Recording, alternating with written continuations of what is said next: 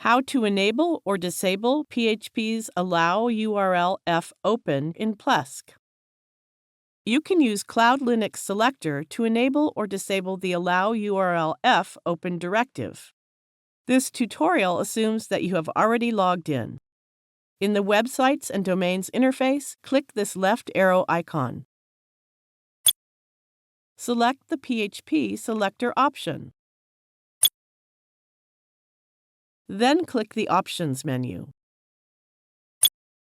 If the Options page shows an error related to the native PHP version, change it to a non-native version first. Allow URL F Open is disabled. We recommend you enable this function only if it is necessary to avoid security risks. Let's enable the Allow URL F Open. That's it. Allow URL F Open has been enabled. To disable this function, click to uncheck the box. It is the end of the tutorial. Thank you for watching.